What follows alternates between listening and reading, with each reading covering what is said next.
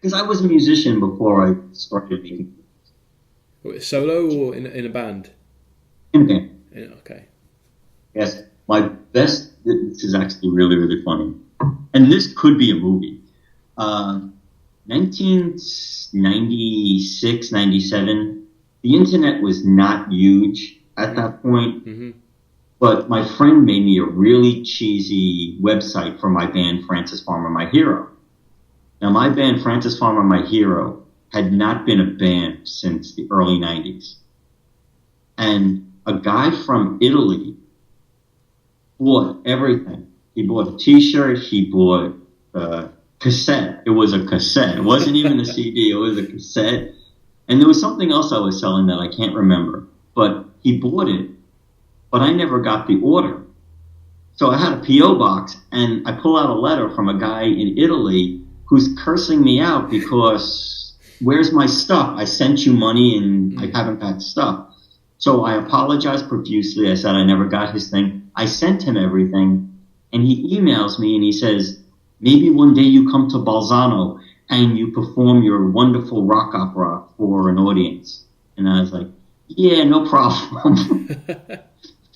1990, late 97, early 98, I get an email, and he tells me that they're putting together this festival, the Sconfinardi Festival, and if I wouldn't like to come and perform the rock opera. Yeah. And I was like, well, I haven't spoken to the band in years, but you have a choice. I can put together a full band, and we can come over. And they were paying good money. I mean, really, really good money. Wow. And I could put together a band and we can come over and play it. Or I can get the singer and I could play guitar and we could do backing tracks and have like a fancy slideshow presentation that goes along with it. And they said the slideshow presentation. So I was like, okay, great. Now I had to pay for the plane tickets over, but the money that they were paying me more than paid for everything. Mm-hmm. And I had 2 rehearsals with the singer for 2 hours each. The first time she showed up about a half an hour before the end of rehearsal. The second time she showed up, maybe she was there for an hour. Okay. I had a friend who was going to do the slide presentation, and his girlfriend decided that she wanted to come along. And I said, you can come, but I'm not paying for you. And she's like, no problem. I'll pay for myself. And I decided I would fly everyone to Paris, and we would drive from Paris to Bolzano. Mm-hmm. So my singer liked to smoke weed. And I was like, listen, when we get to Paris, you can buy weed. You can do anything you want. I don't care, but don't bring it on the plane. And we also all had separate flights because everyone signed on at different times. So she goes, oh, no problem. I won't. So we get to the hotel, and the first thing she does is she unpacks, and she had stuck her weed in her tampon holders. Okay. So the following morning, I got up with a friend, and I was going to take him to go catch his flight because he was going back to America. And we go down into the subway, and everyone's getting off the subway. The subways are on strike. All right? So me and him start trying to find our way back to the airport. And I should have. This was my fault. I should have gone back to the hotel, back to the band, back to the people that I was going to be with, but I didn't. I went with my friend. And they all got to the airport about 3 hours before I did. And needless to say, they were pissed. I mean, they were like, where the fuck are you? Yeah. So it took us most of the night to get to Milan. And my singer is sitting in the back seat, kicking my seat, going, we're going to fucking stop. We're going to get a hotel. And I was like, but no, we're going to fucking stop. We're going to get a hotel. It's like, all right, so we got a hotel. They slept in the hotel. I slept in the car. The following day, we get up. It took us about 2 hours to get to, what do you call it? Highways. We call them highways. Motorway. Okay, the motorway. It took us about 2 hours to get there because of the traffic in Milan. Yeah. She's cussing. my sound man is sitting there like, well, never mind. Yeah. We stop so that I can call them because we're hours late. We're like half a day late getting there. And we're at an Italian roadside, and I got out of the car to make the call, but there are no payphones. So I'm trying to speak to someone and say, could you please make this call for me? And they're like, yeah. And then they walk away. So finally, I started yelling at the woman. I said, you said you'd make the call for me. Will you make the call? And she's like, okay, calm down. She makes the call. I go back to the car. There's no one there. Everyone is gone. So I go into the restaurant part, and the guy and his girlfriend are sitting there eating. And you have to picture, there's all these Italians around there. I'm standing at the door, and they're at the far end of the place. I didn't even move my feet. I went, what the fuck are we still doing here? And they just picked up everything, and everyone in the place stopped, was staring at me. They walk out. I go, where's the keys to the car? I don't know. Lori got it. I'm like, she doesn't even drive. What is she doing with the keys to the car? She comes out of a bathroom to the strangest thing just happened. I was like, could you come over here? Okay, I'm losing you. I can't hear you. Okay. The microphone has stopped working. Now? Is it okay now?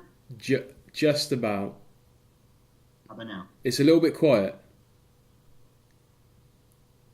I don't know how to... What has changed? Absolutely nothing. Oh. Okay. Maybe when I yelled, Yeah, I think that was it. I probably got the hell out of it. And that's not doing as bad as it was.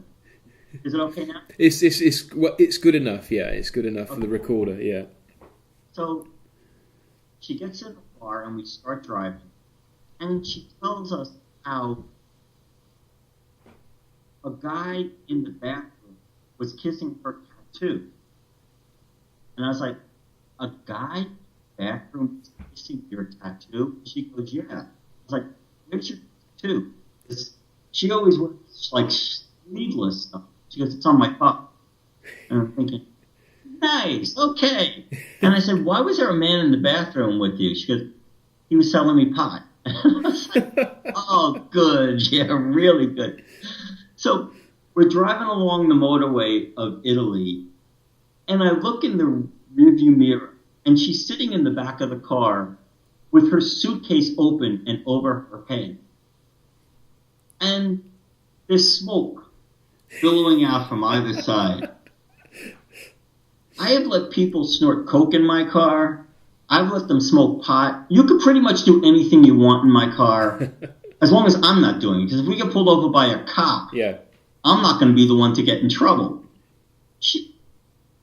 I don't know how the police in Italy are, but I think that if she's sitting in the backseat smoking a joint, they're not going to know she's smoking a joint. But if we're driving down the highway and a cop sees someone with a bag over their head sitting in the backseat, that might be grounds for them to pull us over and find out what the hell is going on. My sound man sitting next to me going, I don't want to go to jail. Not get pulled up. I don't want to go to jail. I wouldn't be able to handle jail. And I'm just thinking, oh, this is so fucked up. But, you know, the most incredible part, we got to Bolzano. They had absolutely nothing we asked for. We had one slide. They had one slide projector that had no lighting system, no real lighting system. But it was done in a 14th century castle. Okay. And so we just projected the slides on the back of the stage. And for people who had two-hour rehearsals, and she rehearsed less than an hour total, we kicked ass. Really? I mean, it was incredible. Yeah, it was a good show. And it was the first Sconfinardi festival, and supposedly they've been doing it every year since. They actually have their own Facebook page. Wow. Yeah, we were the headliners. We were the Saturday night, 10 o'clock. I think 10 o'clock to 11 o'clock something. Really? It was a 14th century castle, like courtyard, and they had all these rows, and the entire place was packed. Wow. And it was nice. It was the best crowd I've ever played to. Wow. So, sorry, go ahead. So I was going to say, do you have a big following in Italy, or was it just because of this one guy? It was just the one guy. Oh. For some reason, do you know who Francis Farmer is? No. Did you ever see the movie? If you get a chance, watch the movie Francis with Jessica Lange. Okay. If you like any kind of like offbeat character, just so you know, it's the most depressing movie you'll probably ever see. But she had a terrible life. And she has a huge following. So my band was Francis Farmer, My Hero, and it was the unauthorized biography. So they wanted me to perform that. So it wasn't really a me thing. It was a Francis Farmer. Right, I see. Okay. That's a hell of a story. Yes. Yeah. It would be all true. Yeah. But a comedy. A comedy movie. Oh, you know what the most incredible part is? Because my friend found out. Do you know what the reason the French underground went on strike was because an illegal fruit peddler got into an argument with a conductor, and the illegal fruit peddler killed the conductor over fruit. Wow. He was selling his fruit in the underground. It's not called the underground. It's called the underground. No, the underground is called the Metro, I think, in Paris. Oh, Metro. Yeah. Yeah, he was selling his illegal fruit in the Metro and got into an argument and killed the conductor. What year was this? That was 1999. Did you say 99? Yes, Scott. Okay. Oh, okay. What a stupid reason to kill someone. Yeah. Oh.